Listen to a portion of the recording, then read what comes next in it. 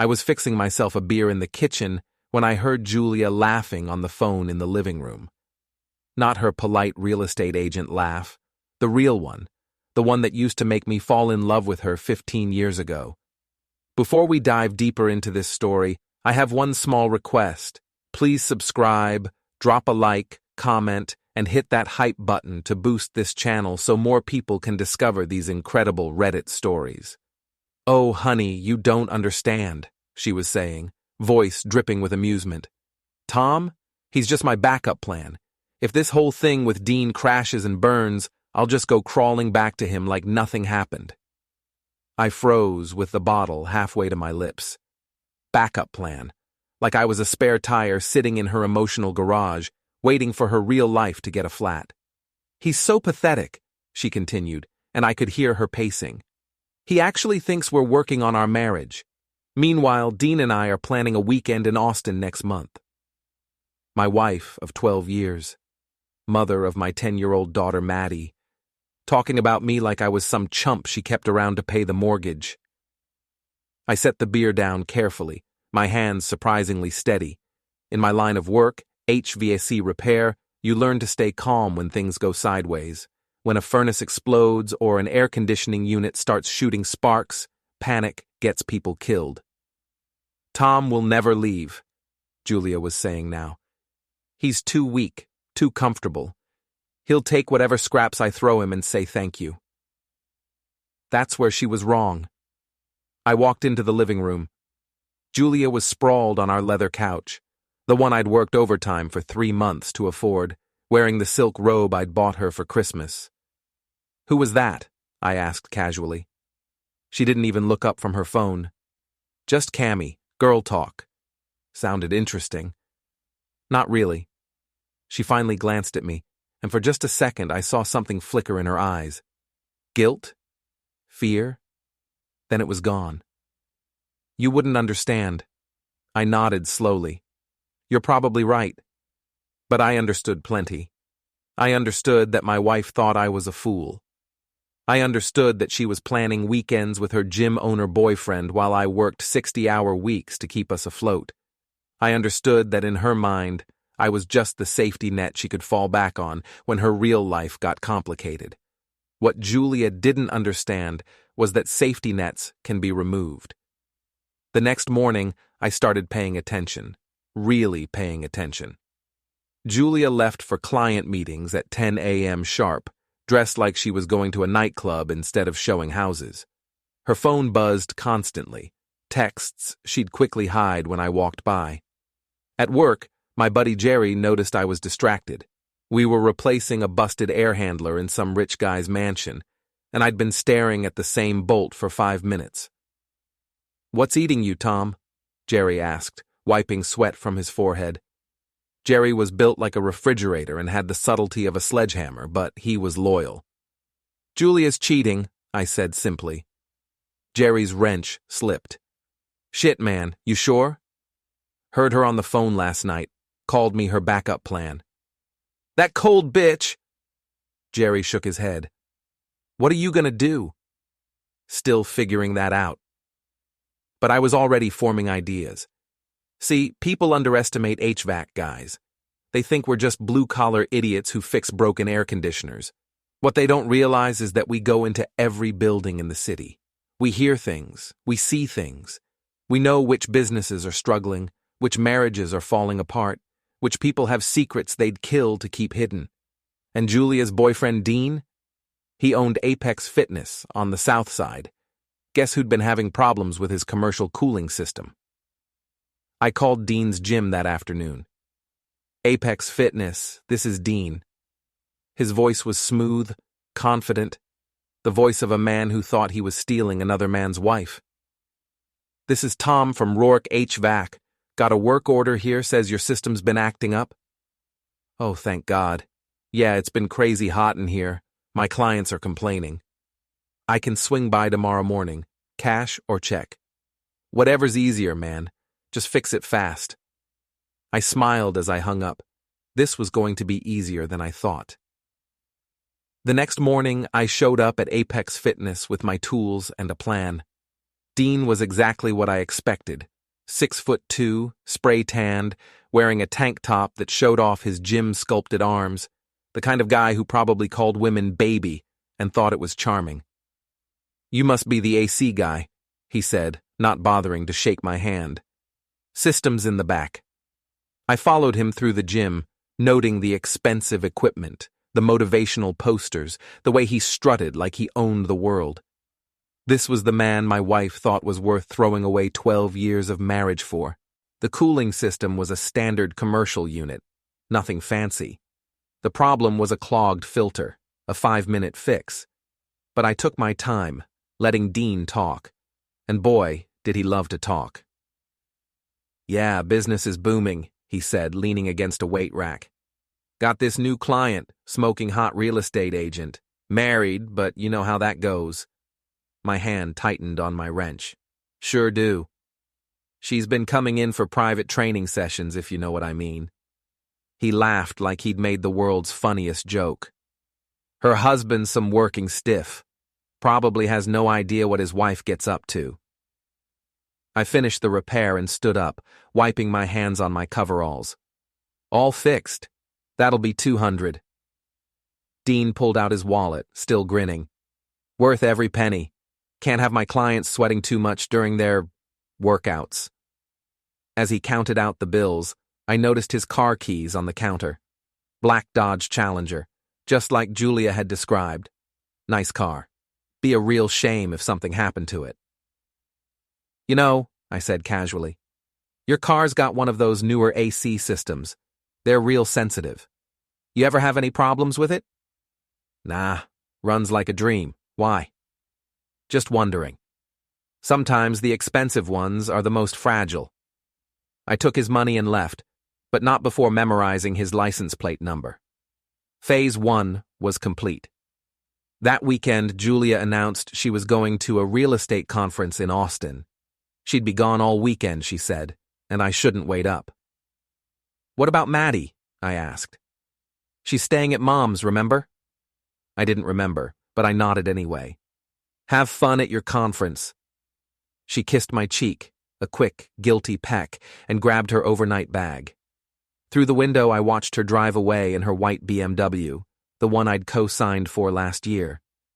I waited exactly 1 hour, then drove to Apex Fitness. Dean's Challenger was parked right where I expected it to be, in the spot marked Owner near the front entrance. The gym was busy, which was perfect. Lots of witnesses for what came next. I walked in wearing my work clothes and carrying my tool bag. The teenage kid at the front desk looked up. "We're closed for equipment maintenance," I announced loudly. "Everyone needs to evacuate immediately. Gas leak in the building next door." It was amazing how fast the place cleared out. People heard gas leak and didn't ask questions.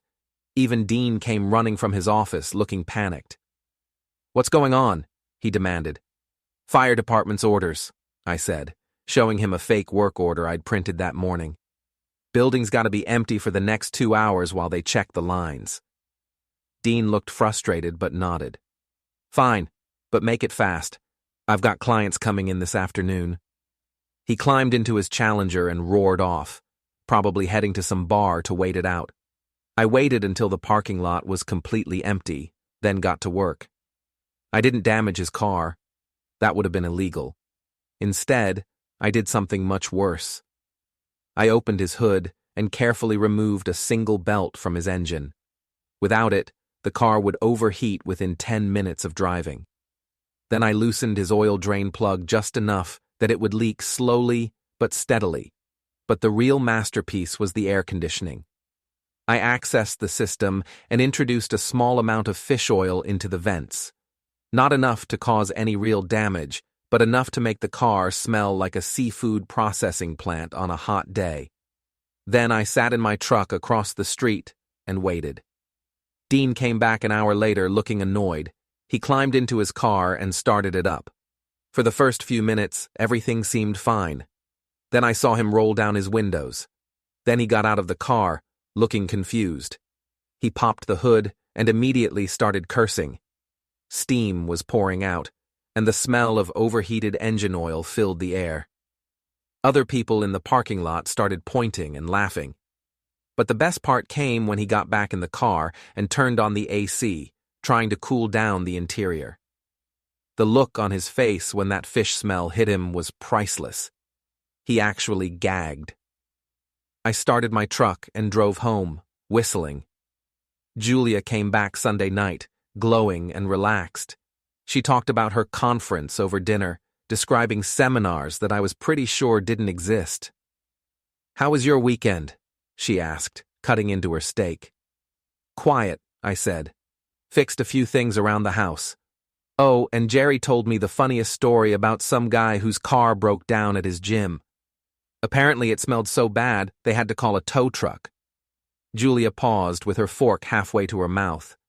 "That's unfortunate." "Yeah, guy was apparently some hotshot gym owner. Real embarrassing." She didn't say anything else, but I noticed she kept checking her phone throughout dinner. That night I heard her whispering into her phone in the bathroom. When she came back to bed, she was frowning. "Everything okay?" I asked. "Fine," she said quickly. "Just some client drama." I rolled over and smiled into my pillow. This was just the beginning. The confrontation came 2 weeks later, on a Tuesday night. I was in the garage working on my truck when Julia burst in, her face red with fury. "I know what you did," she snarled. I looked up from my engine, wrench in hand. "You'll have to be more specific. Dean's car, the gym. Don't play dumb with me, Tom." I set down my wrench and wiped my hands on a rag. "Dean? That's the gym owner, right? The one you've been screwing behind my back for the past 6 months?" Her face went white. For a moment, she looked genuinely shocked that I knew. Then the anger came flooding back. "You had no right. I had no right?" I laughed, and it wasn't a pleasant sound. "I had no right to defend my marriage, to protect my family, to stop my wife from making a fool of me?" "It's not what you think. It's exactly what I think. You've been cheating, Julia. Planning weekend getaways with your boyfriend while I work my ass off to pay for this house, your car, your clothes, everything." She crossed her arms, trying to regain her composure. "So what if I was? You think I'm happy here? You think this is the life I wanted? Married to some blue-collar nobody who smells like motor oil? Then why didn't you just leave?" "Because—" She stopped, realizing she was about to say something she couldn't take back. "Because I'm your backup plan," I finished. "Because you wanted to keep me around just in case your real life didn't work out." Her silence was all the confirmation I needed. "Well, congratulations, Julia. Your backup plan just expired." I walked past her into the house and picked up the manila envelope I'd left on the kitchen counter. Inside were divorce papers, bank statements showing the separate account I'd opened, and copies of text messages I'd recovered from our phone bill. "I've already filed," I said, handing her the envelope. "You can keep the BMW. I took my name off the loan yesterday. The house goes on the market next week. Maddie will live with me during the school year and spend summers with you, assuming you can find somewhere decent to live." Julia tore open the envelope, hands trembling as she scanned the divorce papers. "You can't do this," she hissed. "I'll fight you. I'll take everything." "With what lawyer?" I asked evenly. "The retainer alone costs more than you make in 3 months, and good luck finding clients once people hear why we're divorcing." Her jaw tightened. "You bastard." "Maybe," I said, "but I'm not your bastard anymore." For a moment, the only sound was the ceiling fan spinning overhead. She stared at me, fury melting into something colder, acceptance. For the first time in years, she saw me not as the man she could control, but as the man she had finally lost. There was no more leverage, no more guilt to twist. "I never loved you," she said quietly, a final shot meant to draw blood. "I know," I replied, "but you should have." The words hung between us like smoke. She blinked, looking for something crueler to say, but there was nothing left. She packed a small suitcase, grabbed her keys, and left without slamming the door. That, I thought, was her last act of defiance, leaving quietly, denying me the satisfaction of a scene. The house was silent after she was gone. I sat at the kitchen table with a beer, the same spot where we'd once planned vacations and argued about bills. The refrigerator hummed softly, and the clock on the wall ticked like a heartbeat. For the first time in months, I didn't feel like I was walking on glass. The house was mine again, flawed, tired, but honest. The phone buzzed. It was Jerry. "How'd it go?" he asked. "She's gone." "Good," he said, relief clear in his voice. "You deserve better, man. Way better." "Yeah," I said, glancing at the photo of Maddie taped to the fridge, her toothy smile bright against the dull metal. "I think I do." 6 months later, the divorce papers came through without incident. The settlement was clean, no alimony, no fights over furniture or money. Julia had moved to Houston with Dean, who'd finally scraped together enough cash to reopen his gym. Rumor was, things didn't go so well. Dean was more interested in Instagram followers and weekend parties than commitment. Last I heard, Julia was working reception at a yoga studio and living in a rented apartment near downtown. Life has a way of balancing its books. Maddie adjusted faster than I expected. She was only 10, but she had a quiet resilience that reminded me of my mother. I told her the truth in simple words. Sometimes people stop making each other happy, and the best thing they can do is stop pretending. She nodded, thoughtful, and didn't ask for more than I could give. We built new traditions: Friday pizza nights, Sunday hikes, movie marathons on rainy afternoons. She'd sit beside me at the kitchen table while I checked invoices, her math book spread open beside my laptop. Sometimes she'd fall asleep there, pencil still in hand, and I'd carry her to bed, grateful that the silence of our house no longer carried tension, only peace. I started dating again after a year, slowly, carefully. Nothing dramatic, just coffee dates and long walks. I met women who didn't keep score, who laughed easily and didn't need constant validation. Women who liked that I fixed things instead of breaking them. It wasn't love at first sight, but it was honest. And that was more than enough. Every now and then, though, I'd catch myself thinking about Julia, how she'd looked the night she left, defiant but defeated. I realized eventually that she had done me a favor. Her betrayal forced me to rebuild the parts of myself I'd neglected. Late nights in the garage became my therapy. I'd tinker with old engines, the smell of oil and metal grounding me in the present. Sometimes Maddie would join me, handing me wrenches, her questions simple but sharp. "Do you miss Mom?" she asked once. I thought about it. "Sometimes," I said, "but missing someone doesn't mean you want them back." She nodded like she understood more than her age should allow. "You're better now," she said. "Yeah," I told her. "I think I am." Years later, I still remembered Julia's last words.